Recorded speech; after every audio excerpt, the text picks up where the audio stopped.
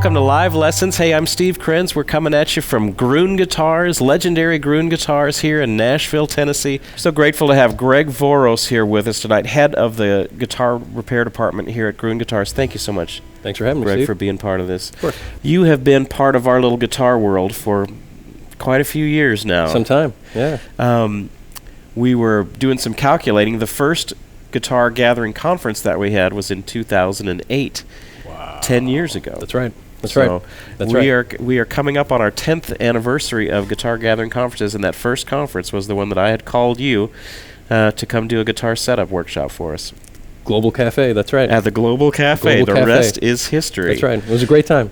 It is always a joy to have you on. We always seem to have you on the first of the year to get started off right with guitar care and maintenance. Sure. So let's get started right out of the block. I know you have worked on some of the... There's hardly a major guitar player here in Nashville that their guitar hasn't crossed over your bench at one point in time. Yeah. So, unfortunate. Let's talk about guitar setups first. Sure. On a regular flat top like this, explain the setup process.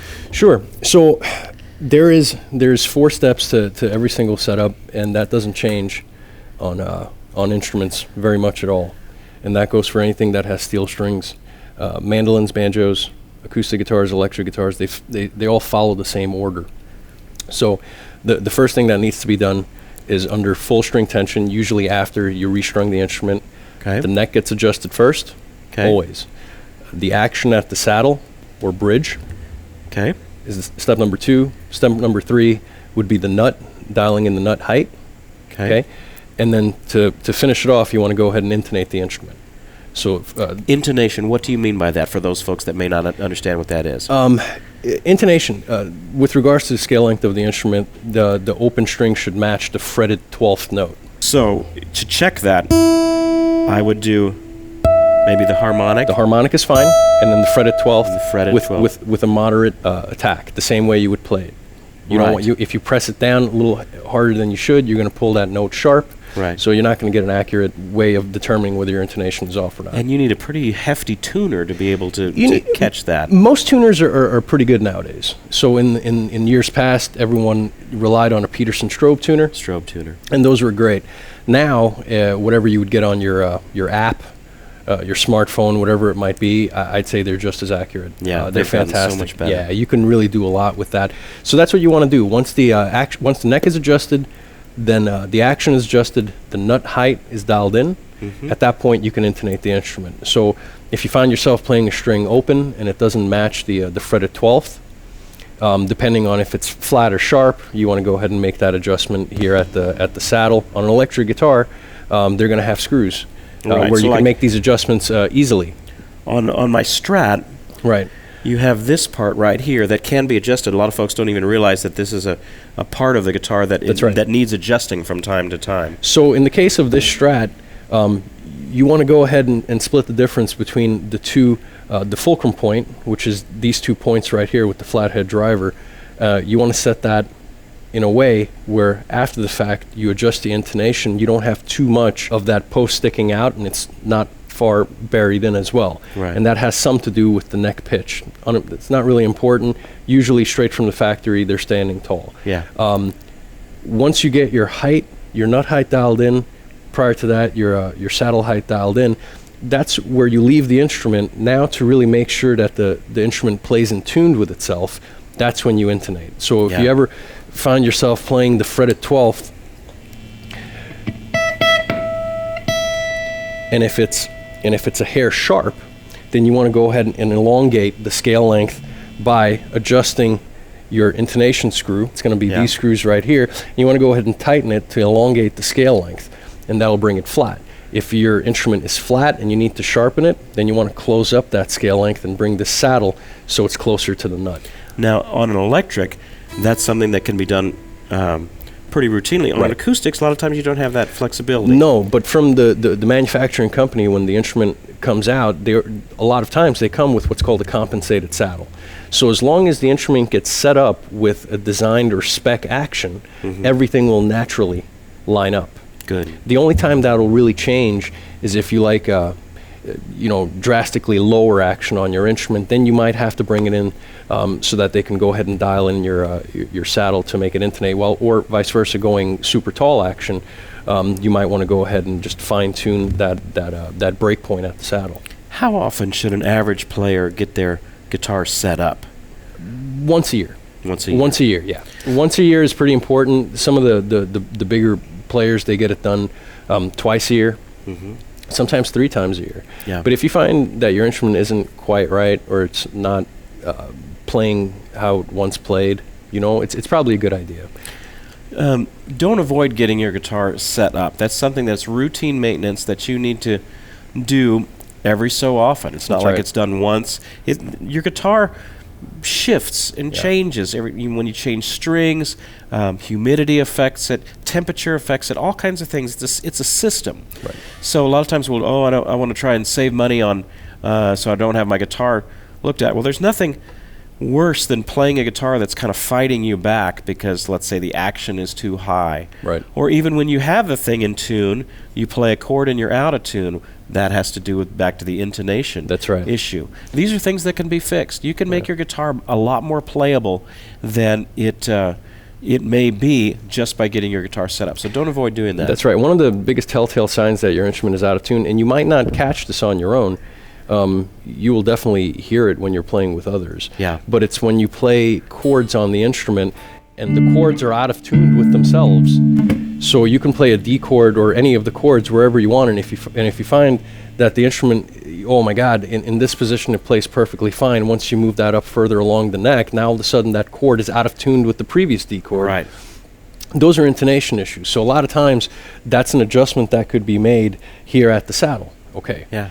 That's with the understanding or the given that your fretwork, there's no issues with your frets. Right. So sometimes especially for folks that play a lot, you'll look down and you see these pits or these divots in the frets. Okay. That's almost always the culprit. I will rarely set up an instrument for a person if they have fret pitting. Yeah. Because I know that your foundation isn't where it needs to be. Yeah.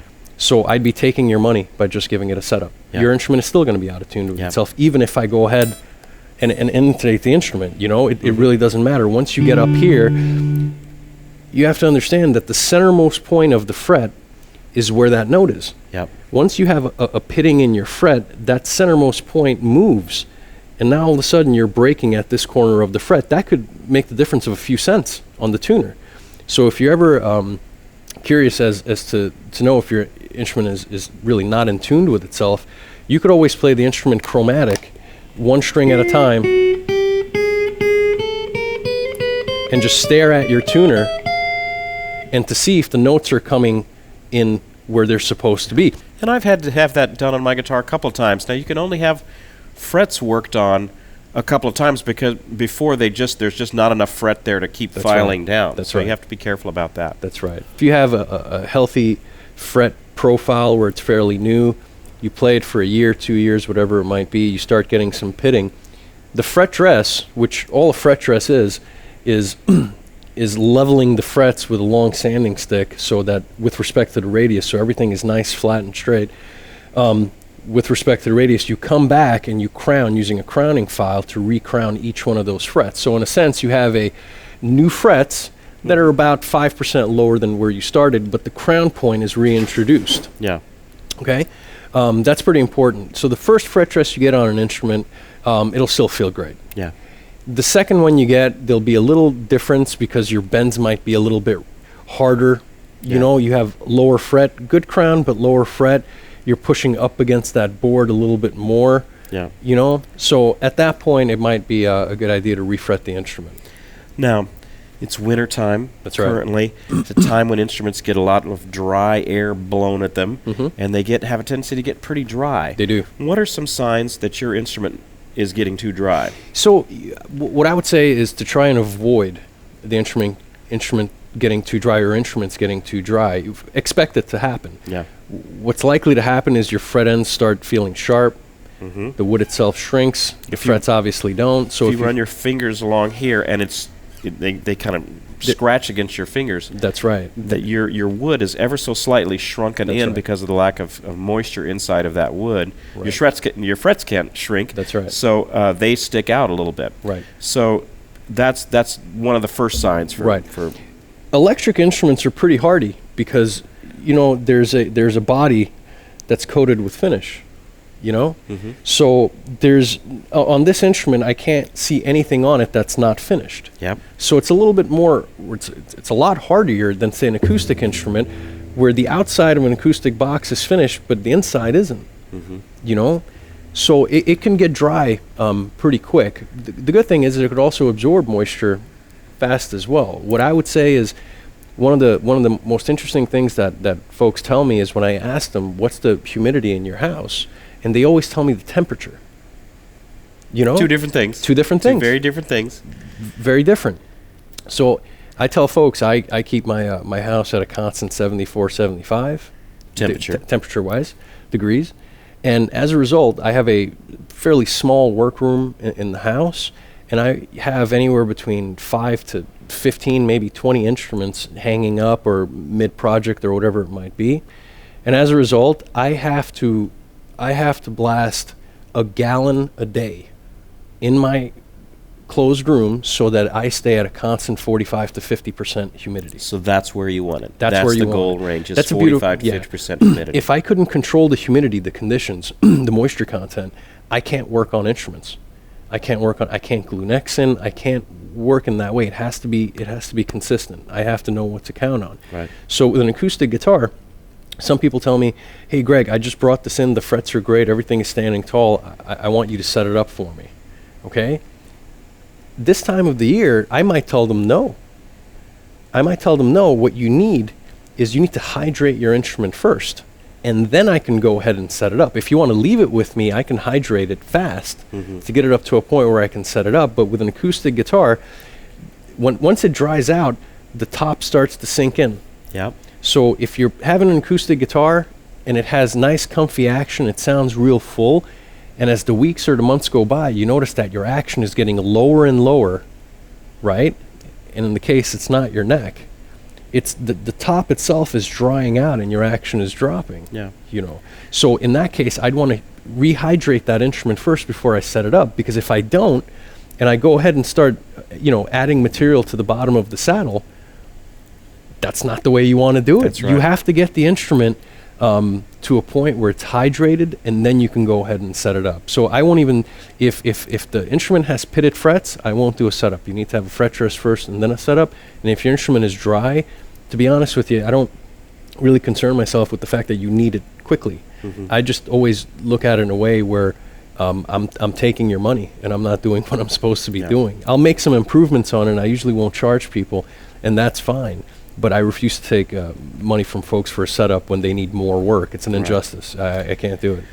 When during this dry time of year and the heater's going all the That's time right. at your house, chances are your humidity is not at that 45 to 50%. Right. Chances are it could be anywhere in the 20s Yeah.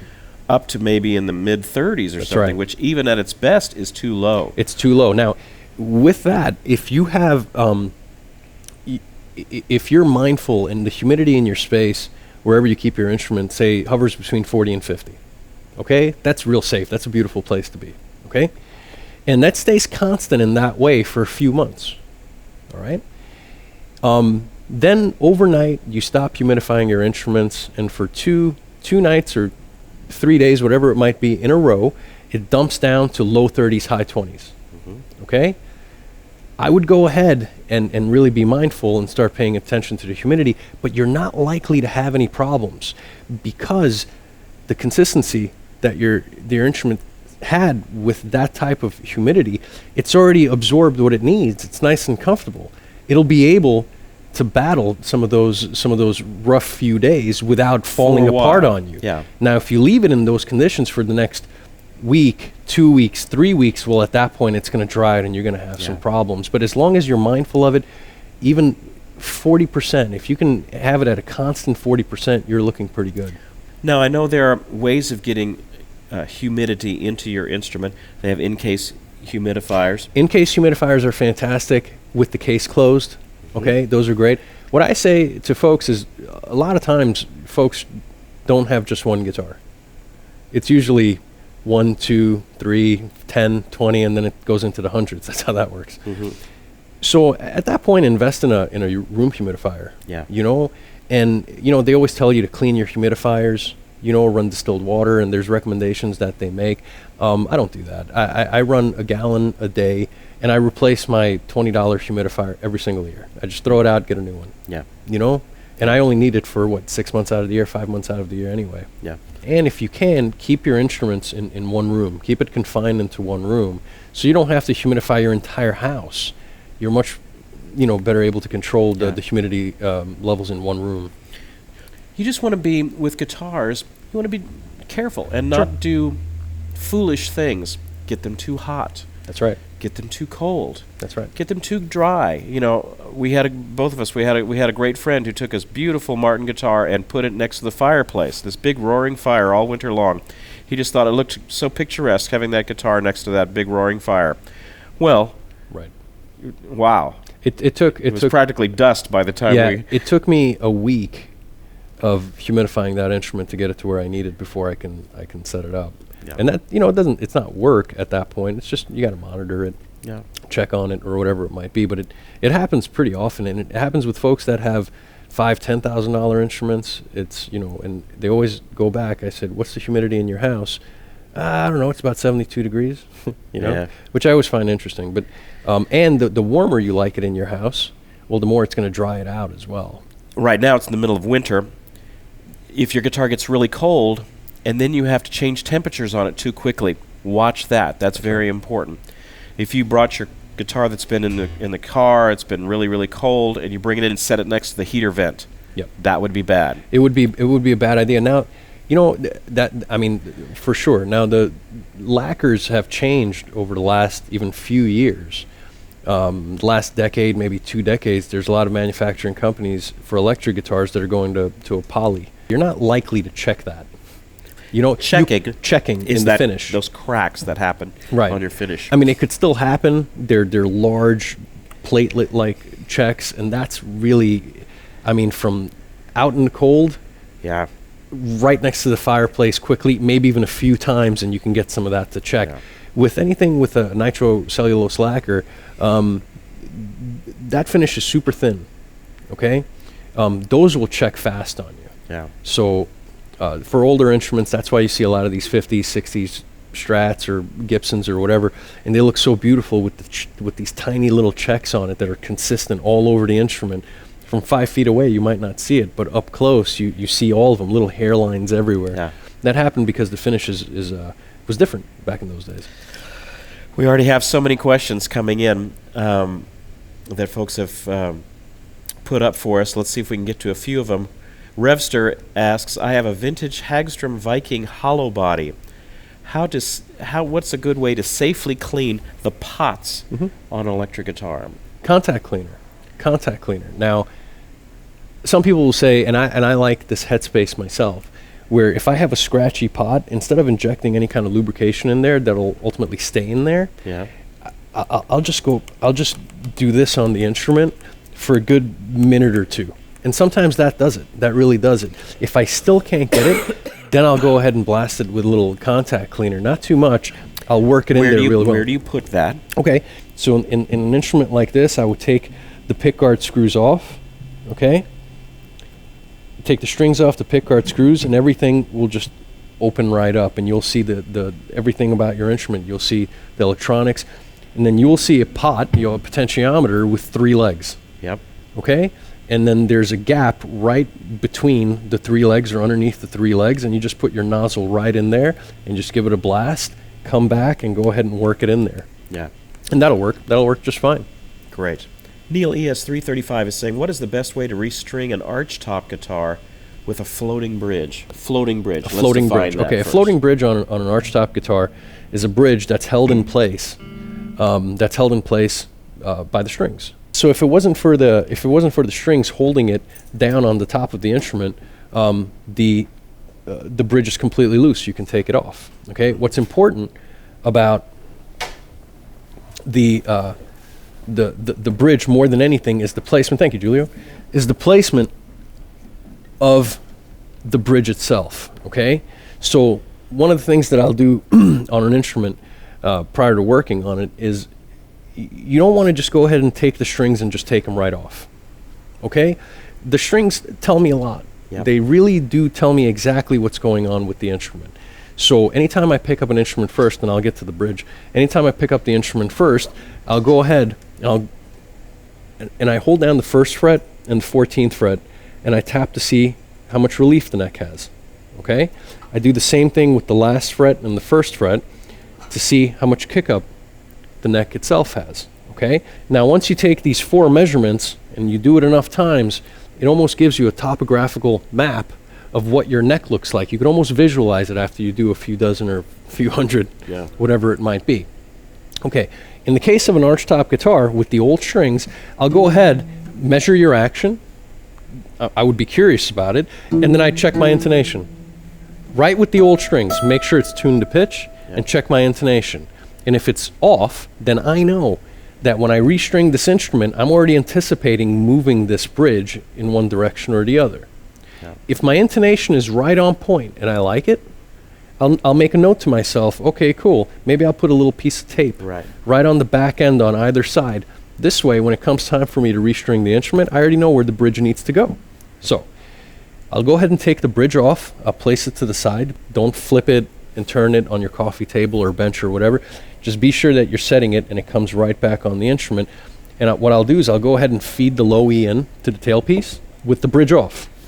Feed the low E in, come back, go ahead and put the string as I would be stringing it. I'd start winding it, and when it's gapped just a hair, then I'll go ahead and take the bridge and put it underneath the string, place the string right in its slot, hold it in place and tune it up to pitch. That one string will go ahead and hold it in place. And then I'll go ahead and restring the rest of the instrument. You know, but that's a really safe way of doing it, and this way you know exactly where your bridge is and where it was, and if you have to make adjustments to it, be mindful of that so that when you're stringing up the instrument, you can already place the bridge, whether it be closer to the nut if you want to make it sharper, or further away from the nut if you want to make it flatter.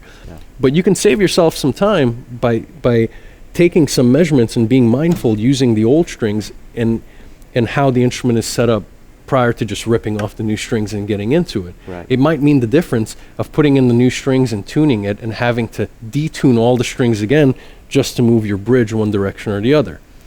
If you guys find yourselves having an Archtop guitar and the intonation is out, I highly recommend tuning the instrument down, whether it be a half step, whole step, completely loose, whatever it might be, before you move this bridge. Okay? If you don't, and you move it under string tension, you can find yourself scratching the top, moving back and forth. Yeah, that's a big one. So, I gotta just scoot it back just a hair.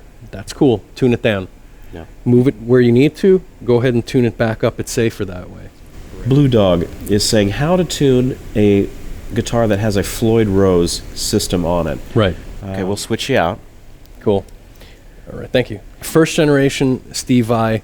There were very few made when it first came out. It's got the monkey grip. This is a cool guitar. I was used to working in New York when I did this for a living. I was used to working on instruments, and a lot of them had Floyds on it. Now, when I moved down here to the south, to Nashville, I hardly see any instruments Not with so Floyds. much. No. Not so much. Super popular up north.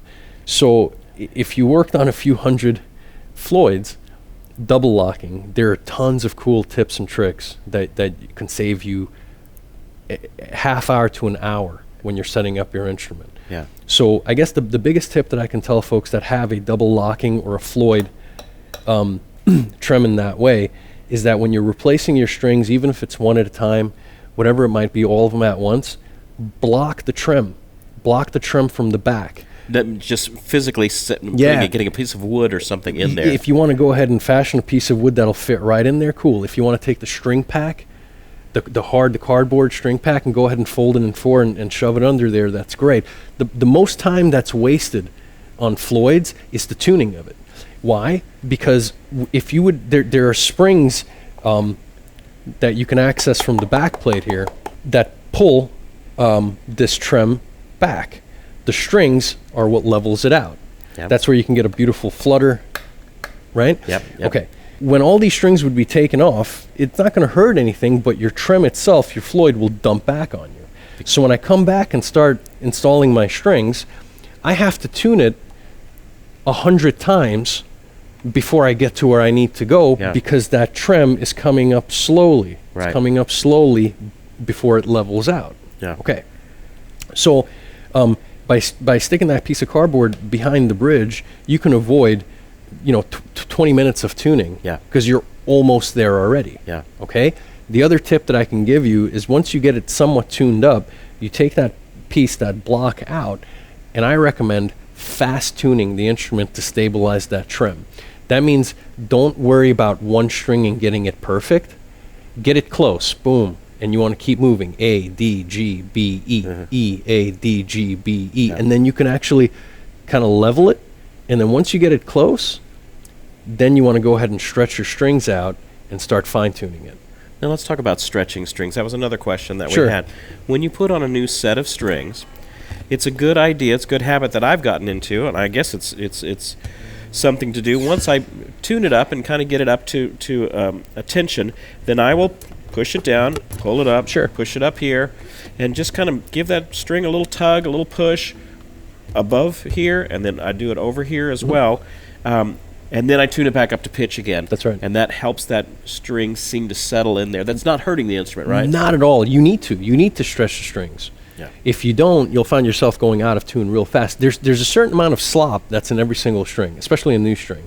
So when you put a string on, you can go ahead and put the string on and tune it, and that's fine, because that gets you where you need to go in terms of neck flex, action adjustment, whatever it might be. Yeah. But it's not stable. Yeah. So the last and final part of my setup on an electric guitar, step number 5 would be the pickup height adjustments.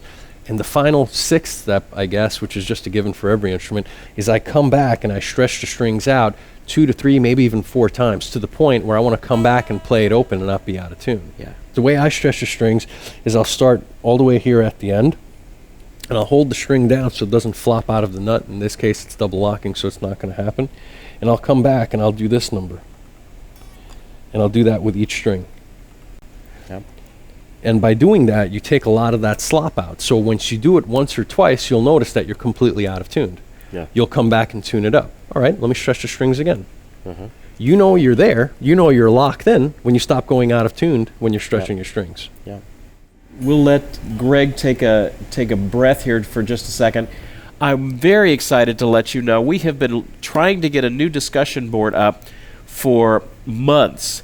It is officially finally up. You can go to guitargathering.com/community, and that is our new Guitar Gathering discussion board. We had about probably 400 people on there last time I checked, and it is so much better than the discussion board that we have had before. If you are looking for a place, it's going to give you some information, it's going to give you some support and some encouragement in your guitar learning journey, then you need to get around people that are walking through this with you. That's right. And that's a good place to do it. There's people, I can guarantee you, there's people on there right now. Whenever you are watching, there's people on there right now. You can chat about guitar stuff. You can ask questions for us. And I'm on there pretty much every day answering questions. Greg's going to be answering questions as they come in for various things, guitar care related wise. It is a great resource. Check it out, guitargathering.com/community. Yeah, definitely ask your questions. I will, for what it's worth, I'll be on. I'm going to try and get on the boards every week to answer all the questions. Yeah. And also, Greg has a fantastic course that we did way back when, Learn and Master Guitar setup.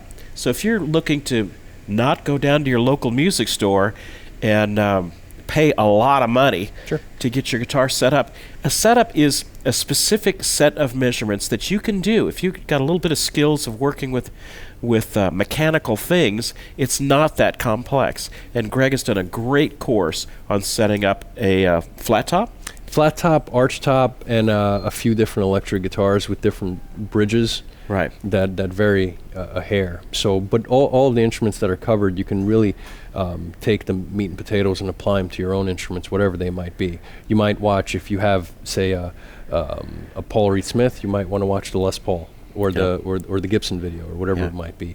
If it's a bolt-on neck, I cover both a Fender and a Tele. Yeah. So there's a lot of good information there. So giving folks this knowledge on how to make basic adjustments on your guitars, I think every musician should be able to do this. And it's not taking away from the guy that does this for a living or a gal that does this for a living. Setups, everyone should do it. You should always feel comfortable adjusting your own truss rods. You're not going to break it. That's one of the biggest myths or fears that I hear. It's, well, I don't want to adjust this truss rod because I'm going to break it. You're not likely to break anything. You know, I've been doing this for a living for 17 plus years, 18 years or whatever it might be. I've never broken a truss rod, and I've wrenched on some of these rods. You know, just really get in there. Breaking a truss rod, the worst case scenario might happen is you might break the head off. You know? Which there's ways of repairing that as well, but to break the truss rod in the center of the neck, it's not likely to happen. Now, you guys at the store have had just some amazing things come through. Oh, yeah. Lately. I saw just today, the Earl Scruggs. That's right. Collection, or in the last couple of days. Tell us what that collection was. And we beautiful banjos, some tenor, some 5-string. That was part of his personal collection. His personal collection. That press release came out last night after closing. By 11 o'clock this morning, we've sold something like 28 out of 33 instruments. So they've sold really fast. Absolutely amazing. And I mean, it's a big name, you know. It's memorabilia. So every month, maybe every 2 months, we'll have these collections, these memorabilia collections. We have the Dan Auerbach collection as well from the Black Keys. Some of these instruments are dynamite, and he has used these in the studio. I mean, that's pretty special, you know. Last year, what it was, 2 years ago now, when we had the Clapton collection, we had the Eric Clapton collection, or was it early 2017? I think that's what it was. January of 2017, we had the Clapton collection that sold just as fast. Now, there are several great videos on YouTube that we did about that Eric Clapton collection. That's right. So if you're interested, man, those are some of the most beautiful instruments I've ever played were in that collection. I noticed we had some videos that came out with Vince Gill playing some of the Martin Sinker mahogany guitars that are exclusive to here at Gruhn's. That's right. We partnered with Martin Guitars to sell Sinker mahogany guitars. Sinker mahoganies are incredibly special for the lumber, you know. So these logs of mahogany were retrieved from the bottom of the riverbed in Belize. They came up. They're incredibly old. And out of that, this line of instruments were made for us. You know, we have a long relationship with Martin, and we decided to get all of them because we felt that strongly that they were solid instruments.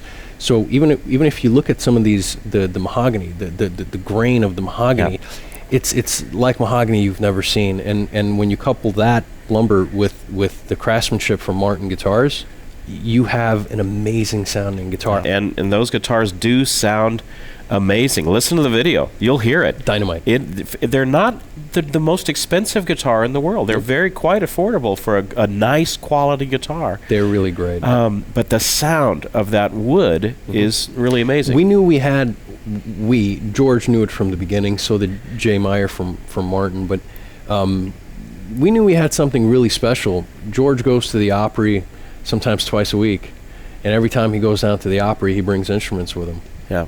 So when we first got these Sinker mahogany Martins, and he would take these guitars down to the Opry.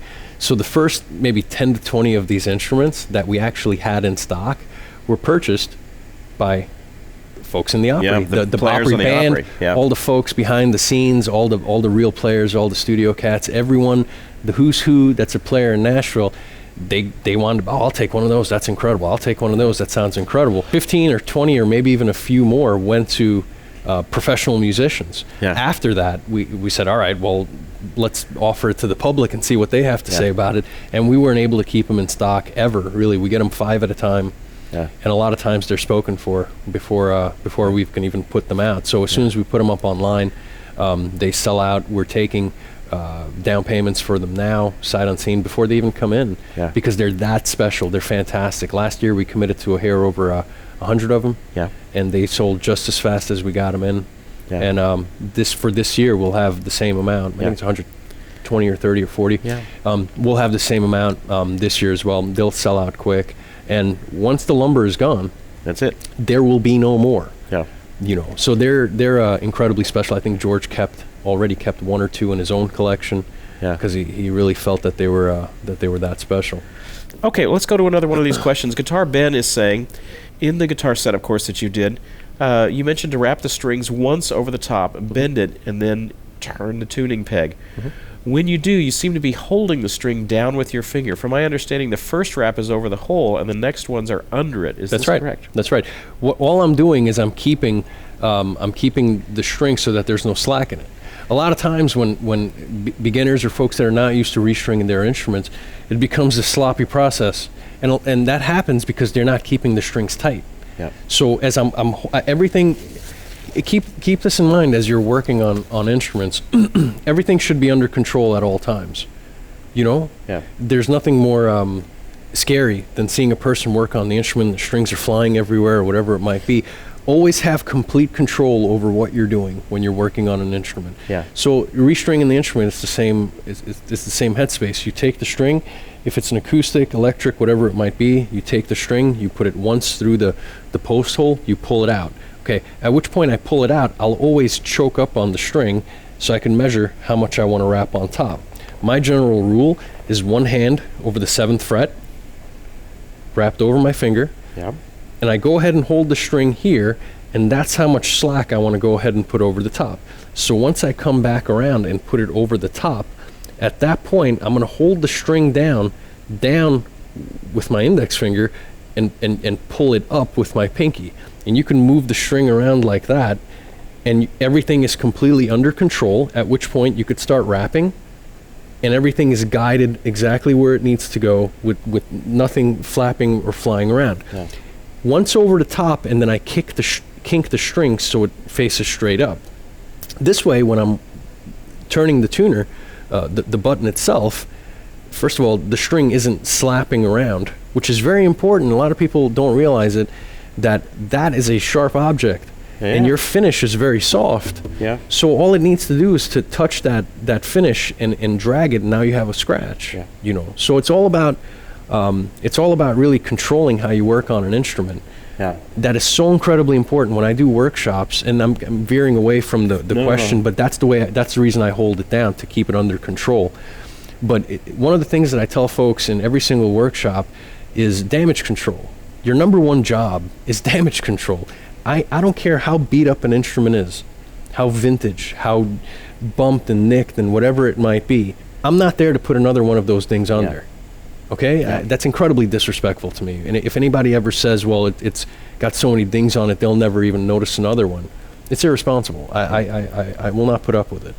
You know, respect it for what it is. And truth be told, the owner of that instrument knows every single one of those dents and scratches. Don't ever fool yourself. It's new to you, not to him who had it for 50 years. Yeah. You know, so that's incredibly important. Even how you hold your screwdriver, how you hold the neck. You can tell a lot about a repair person just based on how they handle the instrument, how they hold it, how they maneuver around it. You know, I can tell a lot by studying other repair guys in that way, and everything should be fully in control. You're the driver. You know, you don't really think of it this way, but I remember George Gruhn talking about it this way one time. Your guitar has a life that probably is going to outlive you. That's right. And I remember being in this store and being upstairs in the on the second floor and picking up a guitar that Chet Atkins owned. It was a classical guitar. And so Chet Atkins had a life with that instrument, but before Chet Atkins, that instrument had a life as a classical guitar instrument. It had played with this classical artist, and it had been in Carnegie Hall. It had done all kinds of things before it was given to Chet Atkins. Then Chet Atkins had a place, and now it is back at Gruhn's, and now it's going to have a new owner. Guitars, many of them, are going to have a life that is quite long, and a lot longer than you. And so you need to be, mindful of that. This guitar is something that you can pass on to your kids. It's a fascinating thought. It's a beautiful thing. With repair guys, pros, I think, that get it, are mindful about it. You work for the musician and I'm not sure in what order, but you work for the musician, one, and then you work for the next repair person. Yeah. You know, you want to do repairs that can easily be undone, but stand tall so that the musician could do everything they need to do with it. Yeah. Okay? I'm not going to do anything to an instrument that can't be undone. Yeah. You have to be responsible in the glues that you use. Components that are replaceable, that's one thing. If something is not replaceable, then that's on you. There's nothing more sad, in my opinion, where you work on an instrument for, that might be 50, 60 years old, and it's in great shape. Yeah. And then you get it back, and you look at it, and the customer tells me, oh, they're so disappointed because the repair person, by accident, of course, they nicked the instrument or the finish or whatever it might be. Yeah. I always say to myself, man, that instrument was around. It's seen how many clubs, how many dates, how many shows, how many players over the last 50 or 60 years. Yep. And it's you. It's you. You're the one that did that. Yeah. Not the clubs, not the drunk people in bars. Yeah. Not the player, not the many players that picked it up thousands of times to play it. No, not that. It was the one repair person that did that. And it's sad. You're supposed to get in there like a ninja. Get in there and get out. Some of the most complex messes that y'all find yourself in repair land is trying to repair something that was not repaired properly. That's previously. That's my mission. And it has been for the last 2 years, and that'll be my mission, I think, for the next decade, is to try to standardize this trade of ours. Yeah. Not to say that my method is the best. That's not what I'm saying. But what I am saying is that there are ways of approaching repairs that work. Yeah. With the likeliness of damage being at its lowest. Okay? Yeah. And there's acceptable ways of doing each repair, whatever your style might be. If you have this style or that style or whatever it might be, they can all work. We can all get to the same end result. Yeah. But there are some approaches that flat out just do not work. Yeah. And they need to be retired. Yeah. They really do need to be retired. And that's one of the things that I want to do is to talk to repair folks and educate them so we can have this conversation, this uncomfortable conversation. Yeah. I remember some years back I made a statement that vintage guitars, they're collectible because of production totals. Mm-hmm. If there's 1,500 instruments made in this 1 year, then that's pretty special. It's a lot of instrument, but consider this. If you went back 30 or 40 years where this trade of mine, the repairing of them, lutherie or repairing these instruments, wasn't refined yet.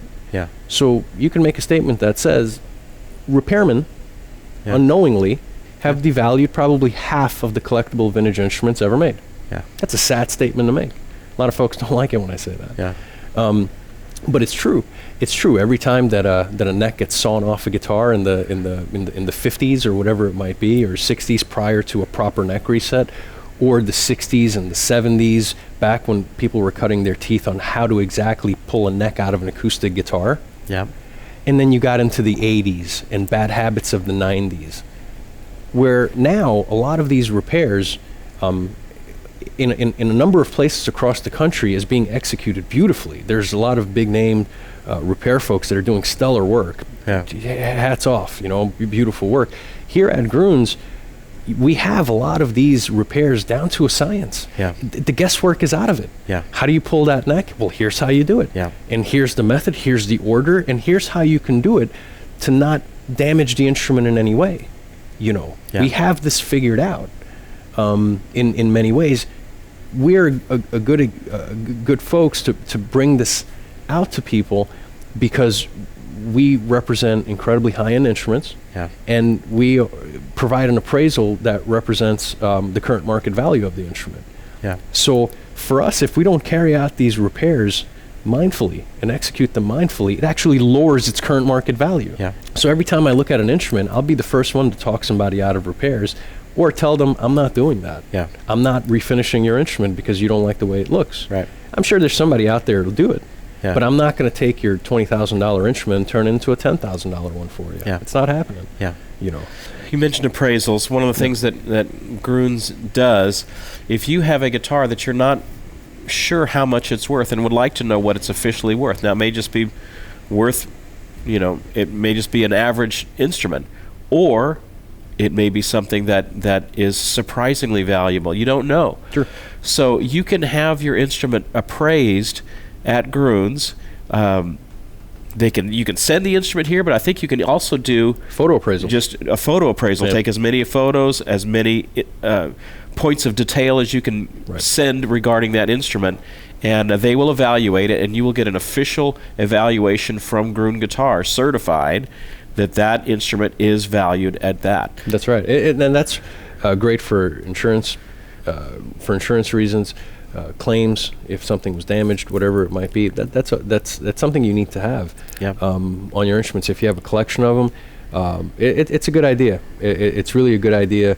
Now, if you have something like a 54 Strat, or 55, early, mid 50s, whatever it might be, Strat, mid to late 50s Strat, 60s Strat, an instrument like that would probably be a good idea if you brought it in person. There's a lot of things we need to look over to make sure that it is in fact real. All of the parts, components. The instrument could be real, completely rewired. We might be able to see that, we can't see that in photos, but on instruments like that, I'd rather do that in person. Truth be told, for the purposes of, for insurance companies, an online appraisal works really well. We have an appraisal team here, and they're fantastic, and it never stays within that team. It always goes down to the sales guys, up to the repair guys, whatever it might be. We all get in on it. If there's an instrument that comes in, I can't make out what this picture is, does this pot look right? The entire store is involved with the appraisal process, It's important. You never know that that guitar that you just inherited from your grandfather's estate, and you don't know. It may just be an old guitar, or it may be something that you can retire on. So you just don't know. It's worth having officially checked out. Literally, kind of the blue book for these vintage instruments is the Gruhn's Guide to Vintage Guitars. So this is the place that these instruments are seen every day and evaluated. So if you need a guitar to be appraised, want to know exactly what the value of that instrument is, whether high or whether low, send it in. Send as much information as you can in, and Gruhn's will be happy to appraise that for you. Now, another thing I wanted to mention here is Greg has gotten to be quite a voice for repair and maintenance. You've worked with Premier Guitar now. You've worked with Vintage Guitar. Some, yeah. Now you go out and do workshops here, there, and everywhere. Tell us some of the workshops you have coming up. I have 2, 3, sometimes 4 workshops up in Nazareth, Pennsylvania, with the Nazareth Guitar Institute. I really like those guys, Dale and Tyler Unger. They're just good friends. I've been working with those guys for a long time. I like what they're about. They have a good school. Yeah, they're really good. So I fly up there and we do weekend dates, and we have a really good time. The local workshops that I have, it was the same. I did 1, 2, maybe 3 a year. Tops, I think 3 was the most I did a year. And I usually did them over at the Hutton Hotel. Yep. Beautiful hotel. It was real nice. It was really cool. Well, over the last 2 years, I started working with the Guitar Craft Academy. Wonderful folks over there. Agreed. With Musicians Institute, by Musicians Institute. That's right. And those guys are fantastic. I really like what they're all about. They're a great school for repairing and building instruments. So I really got on board with those guys because I like what they're about. So George Gruhn and I, we joined their advisory board. Yep. So we meet, every quarter for ideas and share ideas. And Michael Pfeiffer, who runs that school, is just wonderful. So I will be in there often in teaching whatever classes, supplementing the curriculum and whatever I want to bring to the table. They're really cool. But I'm also invited to move all my workshops, my personal workshops, into that school as well. Yeah. So if anybody is interested in attending one of my weekend workshops, please, you could reach out to me even here at Gruhn's, greg@gruhn.com, and I have classes on pretty much everything from the first one, which would be fret dress setup.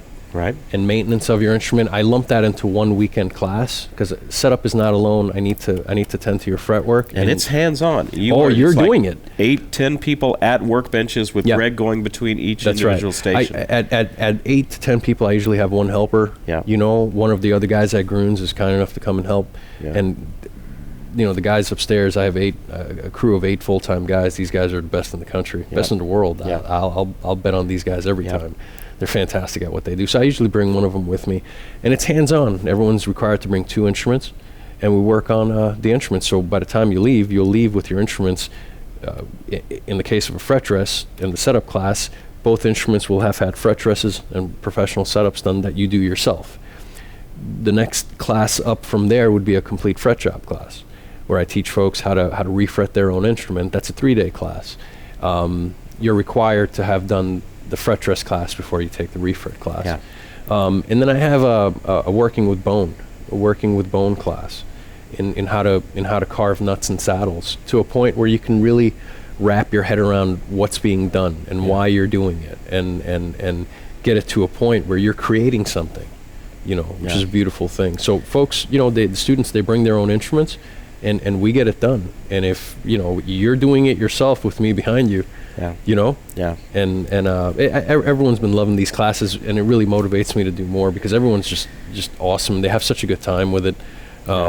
It motivates me because they're really into it, so it's cool. Greg also works with Professor Green's, ProfessorGreens.com. If you're looking for guitar polish, guitar fretboard cleaner, the best in the business is with Professor Green. So check them out at ProfessorGreens.com. Yeah, ProfessorGreens.com. And Greg's affiliated with them, and just put out great stuff. If you're looking for guitar polish or guitar fretboard conditioner, check out Professor Green stuff. That's what's on the tables up above us in the repair department, what these pros are using. All right, we need to get out of here. Thank you so much, Greg. Thank you, Steve. Just a great evening. So much good information. You have been just such a great resource that folks can tap into, and a good friend to us, and we're so thankful for all that you have done for our little guitar family. Keep up the great work in your own guitar learning, and we will see you guys next time.